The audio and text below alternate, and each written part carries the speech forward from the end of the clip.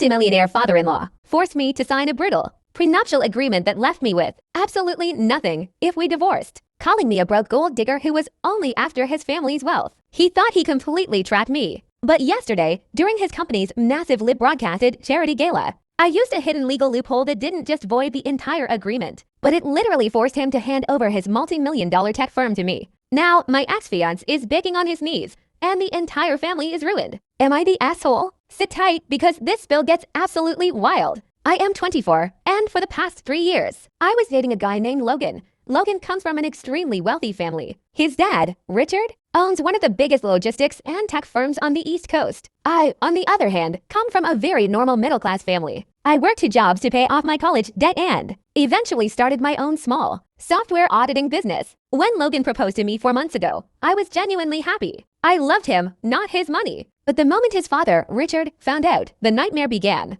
Richard refused to look me in the eye during dinners, and he constantly made remarks about how some girls use marriage as a retirement plan. 2 weeks before the wedding, Richard called me into his massive penthouse office. He dropped a thick stack of papers on the desk. It was a prenuptial agreement. It was the most disrespectful document I had ever read. It stated that if Logan and I ever divorced, I would receive 0 alimony, 0 assets, and I would even have to waive my rights to any house we lived in. To make it worse, Richard smiled and said, "Sign it, or the wedding is off. I won't let a nobody bleed my son dry." I looked at Logan, hoping he would defend me. But Logan just looked at the floor and muttered, "Just sign it, babe. It's just a formality." That was the exact moment my heart broke. I realized Logan wasn't a man. He was just his father's puppet. But instead of crying or throwing a tantrum, I told them I needed 24 hours to let my lawyer review it. I took the papers home. Since I run a software auditing firm, I am very good at reading complex legal data. As I scanned the fine print of Richard's corporate terms, I noticed something shocking.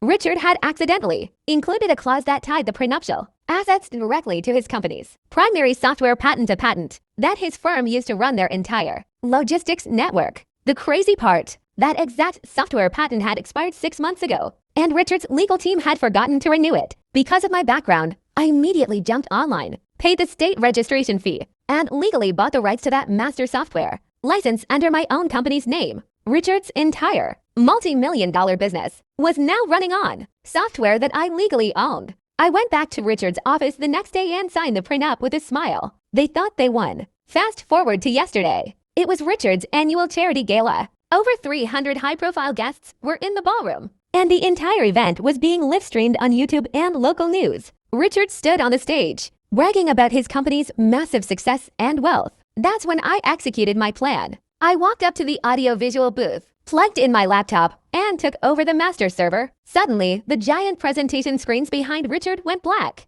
A second later, a massive red notice popped up on the screens for everyone to see. It read, "System held, illegal use of expired software license." At the exact same moment, the company's entire logistics app, delivery trucks, and warehouse systems across the country completely shut down. The stream went wild. Richard panicked on stage, screaming at his tech team. I walked right up to the stage, grabbed the secondary microphone, and said calmly, "Richard, your company is using my intellectual property illegally. I am officially revoking your access." The room went dead silent. Richard's face turned completely pale. His lawyers rushed over, and when they realized I legally owned the software foundation of their entire business, they told Richard that if I sued, the company would go bankrupt by Monday. Right there in the back room of the gala, Richard was forced to sign a new contract handing over 51% controlling shares of his firm to me just to turn the servers back on. The wedding is obviously off. Logan is texting me nonstop, calling me a monster, while Richard is facing a massive shareholder revolt. So, am I the asshole for using my corporate knowledge to turn their greedy trap against them? Subscribe to the Reddit spill if you think Richard got exactly what he deserved. And drop your thoughts in the comments below. See you in the next spill.